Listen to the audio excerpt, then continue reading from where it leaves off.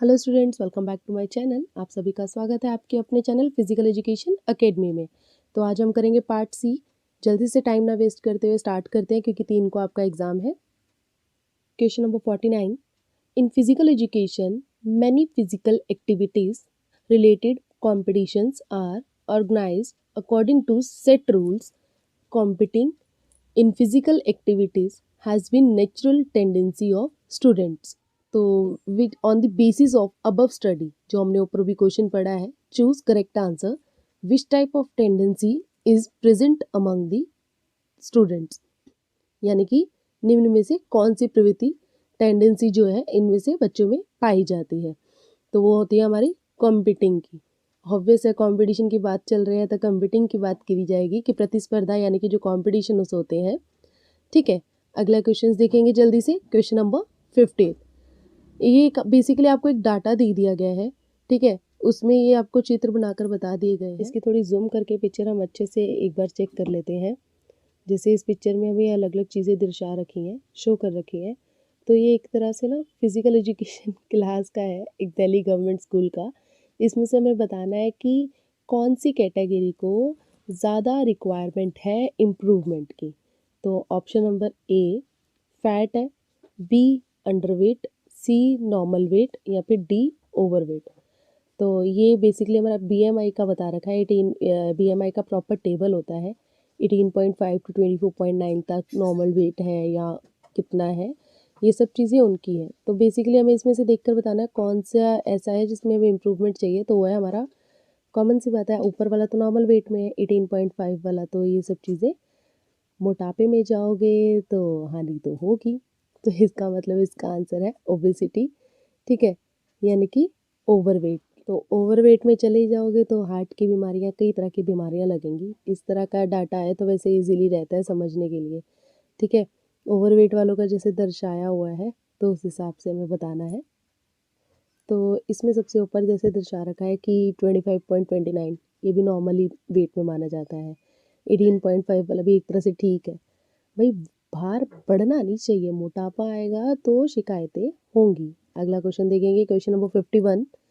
A physical education teacher in CBSE school, ठीक है, was relating the equilibrium with sports among physical education students, and they can be focused on center by gravity while performing activities।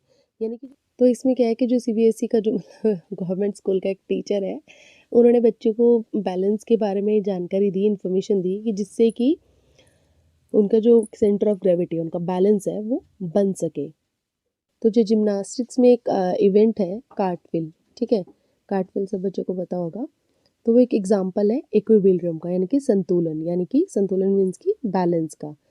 ठीक है, तो वो है strength, dynamic, Xinjiang, या फिर none of the above. तो इसका सही आंसर है डायनेमिक इक्विलिब्रियम, यानी कि ऑप्शन नंबर बी, डायनेमिक। तो जो कार्टव्हील जब एक ही जगह पर करते हैं वो स्टैटिक में आ जाता है हमारा। जब हमारी रनिंग मूवमेंट या मूवमेंट वाली कोई इवेंट हो रहा होता है तो वो हमारा डायनेमिक में आता है। नेक्स्ट चलेंगे 52। लीना एक शारीरिक शिक्षक द्वारा 11वीं कक्षा के विद्यार्थियों के लिए शारीरिक शिक्षा के क्षेत्र में कैरियर के प्रति जागरूकता विकसित करने के लिए एक कार्यशाला का आयोजन किया। यानी कि उसने, लीला एक, कोई भी मान सकता है, टीचर, लाइक कुछ भी मान लो। ठीक है, उन्होंने 11वीं क्लास के बच्चों में जागरूकता लाने के लिए क्या, फिजिकल एजुकेशन के बाद, लेने के बाद आपका क्या क्या कैरियर हो सकता है, तो उसके लिए उन्होंने बेसिकली एक कार्यशाला यानी कि एक आयोजन बनाया। ठीक है, तो संचार साधन में खेलों का प्रचार योगदान बहुत है। तो इनमें से नीचे लिखी खेल कैरियर कौन सा जो है क्षेत्र संचार कैरियर है। खिलाड़ी, शिक्षक, खेल पत्रकारिता, या फिर प्रशिक्षक, यानी कि प्लेयर बन सकते हो आप। ठीक है, या टीचर बन सकते हो, स्टूडेंट हो सकते हो, खेल पत्रकारिता कर सकते हो। तो संचार साधन से रिलेटेड हमारा कौन सा होता है, खेल पत्रकारिता, यानी कि स्पोर्ट्स जर्नलिज्म। अगला देखेंगे question number 53। Shyam was suffering through various illness, यानी कि कुछ बीमारी से वो बीमारी से वो बीमार हो रखा है, डायबिटीज़ एटसेट्रा वगैरह, due to the poor lifestyle. His physical education, PE means ki physical education teacher, advised him to adopt a positive lifestyle, balanced diet, regular exercise and healthy environment etcetera to overcome his illness. यानी कि जो physical education teacher है उन्होंने advice किया है एक positive lifestyle, जो आपका लाइफस्टाइल है उसे चेंज करो, अपने खाने पीने यानी कि बैलेंस डाइट सुधारो, रेगुलर एक्सरसाइज करो, इन्वायरमेंट चेंज करो। तो जो बेसिकली है सकारात्मक जीवन शैली को शाम को क्यों आवश्यकता है, इन सब की क्यों ज़रूरत है उसे। Save from illness, B healthy and positive life, C comfortable, या फिर डी टू हर्ट अदर्स। तो कॉमन सी बात है, जब आप हेल्थी रहोगे तो अपने लिए ही तो रहोगे ना। तो एक हेल्थी एंड पॉजिटिव लाइफ के लिए जो उसके टीचर ने उसे सजेशन दिया ताकि उसका हेल्थी और पॉजिटिव लाइफ रहे। हेल्थी और पॉजिटिव लाइफ रहेगा तो आप अच्छे से रहोगे। अगला क्वेश्चन देखेंगे 54th।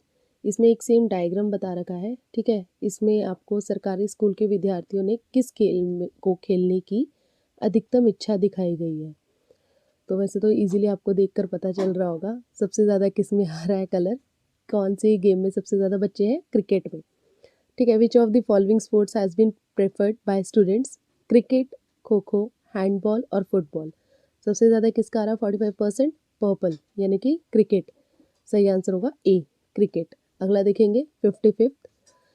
Heart rate refers to the number of time a person's heart beats per minute. Normally, a person's heartbeat depends on the age, body, size, heart condition, activity, medicines, wind, temperature, etc.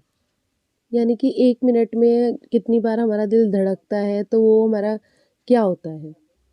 Heart rate जो हमारी होती है वो basically किस पर निर्भर करती है, इनमें से physical activity, body size, temperature, या फिर ऑल ऑफ द अबव। तो ऑब्वियस है सब चीज़ों पर डिपेंड करती है all of the above. D answer होगा इसका। फिजिकल फिट एक्टिविटी भी होनी चाहिए, बॉडी साइज भी होनी चाहिए, टेम्परेचर भी सही होना चाहिए, और ऑब्वियस है D all of the above. अगला देखेंगे 56। तो इसमें BMI का इंडेक्स दिखाया गया है। तो यदि किसी व्यक्ति का BMI 16.5 है तो वो किस श्रेणी में आएगा। इंडेक्स तो आपका सामने ही बता रखा है 16.5 है, तो हालांकि 16.5 का इसमें नहीं बता रखा, नीचे ही है वो, 18.5 से नीचे का ऑप्शन है। देखते हैं, नॉर्मल वेट, ओवरवेट, अंडरवेट, या फिर ओबेसिटी। ओबेसिटी तो किसी ऑप्शंस में नहीं है, ऑब्वियस है 16.5 तो बहुत नीचे जा रहा है, तो ये हमारा सी आएगा, अंडरवेट में जाएगा। 18.5 से नीचे है तो वो अंडरवेट में जाएगा, 18.5 से 24.9 है तो नॉर्मल है, 25 से 29.9 है तो हमारा ओवरवेट आ जाएगा, और 30 से अबव है, 34 से अबव है तो हमारा ओबेसिटी में आ जाता है। 57 देखेंगे। In 1896 Panathenaic stadium, Athens, Greece, organized first modern Olympics games in which 14 countries, 241 athletes participated in 43 sports discipline। तो इसमें क्या है कि 1896 में सबसे पहले तो एक नई चीज़ याद कर लो कि ओलंपिक्स हमारे 1896 में स्टार्ट हुए थे, ठीक है, ये याद भी रहेगा। और सबसे पहले हुए थे एथेंस में, सारी चीज़ें इसने बेसिकली खुद ही बता दी है। 1896 में स्टार्ट हुए थे, एथेंस में हुए थे सबसे पहले, ठीक है। तो उसमें जो हमारे 14 देश आए थे, 241 एथलीट आए थे, 43 यानी कि 43 गेम्स हुए थे। तो इसमें जो पैनाथोनिक स्टेडियम में हुआ था, ये भी याद कर लेना कि पैनाथोनिक स्टेडियम में हुआ था। लाइन से 4-5 क्वेश्चन अलग से भी आ जाए तो भी आप कर सकते हो कि फर्स्ट ओलंपिक कहाँ हुए थे, कब हुए थे, कौन से स्टेडियम में हुए थे। तो इसमें पूछना क्या चाह रहा है वो भी देख लेते हैं कि प्रथम ओलंपिक खेलों के आयोजन में कितने देशों के खिलाड़ियों ने भाग लिया।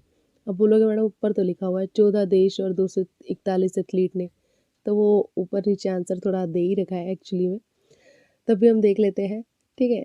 14 countries 241 athletes, 241 countries 14 athletes, 43 countries 241 athletes, या फिर नन ऑफ द अबव। तो ऊपर तो आंसर एक तरह से क्वेश्चन में ही आंसर दे रखा है। 14 कंट्रीज 241 एथलीट्स थे, 43 खेल थे, स्पोर्ट्स से, ठीक है। अगला देखेंगे 58। Vital capacity is the maximum amount of air a person can expel from the lungs after a maximum inhalation. It is measured by spirometer. In males, its amount is 4800 cc, and is female, it's amount is 3200 CC. तो mail और female में जो amount होता है, हमारा female में रहता है 3200 सीसी और मेल्स में रहता है 4800 सीसी। तो इसमें क्या है कि on the basis of above mention study choose right option of answers. तो इसमें क्या पूछना चाह रहा है कि जो एक व्यक्ति नॉर्मल सांस लेता है और छोड़ता है, वो हमारा स्पायरोमीटर से नापा जाता है। तो जो हमारा वाइटल कैपेसिटी है वो किससे मेज़र किया जाता है? तो इसमें भी आंसर ऊपर वैसे बता ही रखा है। दिमाग लगा के क्वेश्चन तसल्ली से पढ़ना, कि उसने ऊपर बोला हुआ है कि जब हम सांस लेते हैं और सांस छोड़ते हैं तो वो हमारा जो क्षमता है स्पायरोमीटर के द्वारा मापा जाता है। It measured by spirometer. और उसने नीचे क्वेश्चन भी वही पूछ लिया है, vital capacity is measured by. Question को थोड़ा सा घुमा दिया है, ऊपर लिखा है मेजर्ड किया जाता है स्पायरोमीटर से और नीचे लिख दिया है कि वाइटल कैपेसिटी किससे मेजर किया जाता है। तो कॉमन सी बात है और क्वेश्चन में ये आंसर दे रखा है, स्पायरोमीटर है। जैसे हिंदी में पैराग्राफ दिया होता है उसमें से आंसर ढूंढने होते हैं, वैसे ही समझ लो ये पैराग्राफ है और नीचे इसमें आंसर ढूंढना है। ये तो बहुत ईजी है, स्पायरोमीटर इसका सही आंसर है। अगला देखेंगे 59। ये मैच करने हैं कि आधुनिक ओलंपिक खेलों की मेज़बानी देशों किस किस को दी गई, कौन से वर्ष में, यानी कि below the data countries and years of hosting the modern Olympic games. ठीक है, तो इसमें हमें क्वेश्चन में जैसे पूछा हुआ है कि ये सन्स वगैरह देखकर ना नीचे पूछा गया कि अमेरिका ने कितनी बार दी है। ये तो आई थिंक ये एक तरह से खुद ही आंसर बताने वाली क्वेश्चंस हैं, ये तो बहुत इजीली है, दिमाग लगाओगे तसल्ली से हो जाएगा। इतने इजी क्वेश्चन लास्ट में ही दिए जाते हैं ताकि तब तक बच्चा थोड़ा होच पोच हो जाता है, टाइम भी कम रहता है। तो तसल्ली से पढ़ना, आंसर इसी में है। उसने क्वेश्चन पूछा हुआ है, ये पहले तो सारे इसने ऑप्शंस दे दिए, ठीक है, कि सबके सामने ये इतने अमेरिका हुआ था 1904, 1932, 1984, 1995, ब्रिटेन हुआ था। हाँ, अगर इनमें से ये पूछ लेते सबसे कम किस में हुआ है तो वो एथेंस और पेरिस थे, सबसे ज़्यादा किस में हुए हैं तो अमेरिका और ब्रिटेन हो जाते। तो अगर ये बोलते थे 3 बार किस देश में हुआ है तो वो जापान हो जाता। लेकिन इन्होंने क्वेश्चन पूछा है अमेरिका ने डैश बार आधुनिक ओलंपिक खेलों की मेज़बानी की, यानी कि कितनी बार ऑर्गेनाइज करवाया है। क्वेश्चन में ही बता रखा है 1904 में, 1932 में, 1948 और 1995, यानी कि 4 बार। तो यानी कि अमेरिका ने 4 बार इसे ऑर्गेनाइज करवाया। तो अब जल्दी से लास्ट क्वेश्चन देखेंगे अपना। Rani is a long distance runner. Rani एक लॉन्ग डिस्टेंस रनर है and she wants to improve her physical fitness. Physical fitness को इम्प्रूव करना चाहती है to perform best is upcoming competition, यानी कि अपना जो अपकमिंग कॉम्पिटिशन है में उसमें हम बेस्ट दे सके वो अपना। तो उसके लिए उसे on the basis of above mention case choose right option for given question. सही बताना है इसमें से कि कौन सा उसको मोटर कंपोनेंट डेवलपमेंट करना चाहिए सबसे ज़्यादा, जिससे वो अपना फ्यूचर में लाइक अच्छी परफॉर्मेंस दे सके। With dash Raji can complete her race without fatigue. तो फटीक के लिए कौन सा होता है, रेस में हमें सबसे ज़्यादा ज़रूरत होती है एंड्योरेंस की, जब हम बिना थके भागते रहें। स्पीड की भी होती है नो डाउट, बट बिना थके हम ज़्यादा टाइम तक भाग सकें वो होता है हमारा एंड्योरेंस। जब हम थकान की हालत में भी काम करते रहते हैं तो वो होता है हमारा एंड्योरेंस। तो इसका मतलब सही आंसर है ऑप्शन नंबर बी, एंड्योरेंस। तो आज के हमारे सारे क्वेश्चन यही ख़त्म होते हैं। उम्मीद करती हूँ क्वेश्चन अच्छे लगे होंगे। बहुत इजी क्वेश्चन है, पिक्चर डायग्राम्स वाले आप इजीली कर सकते हो। और ये लास्ट के जो 4 से 5 क्वेश्चन मैंने बताए हैं, ये क्वेश्चंस ऐसे ज़रूर आएंगे। ध्यान रखना कि क्वेश्चन में ही आंसर होगा। इजीली शांत दिमाग से पढ़ना, अच्छे से पेपर करना। All the best, thank you, bye.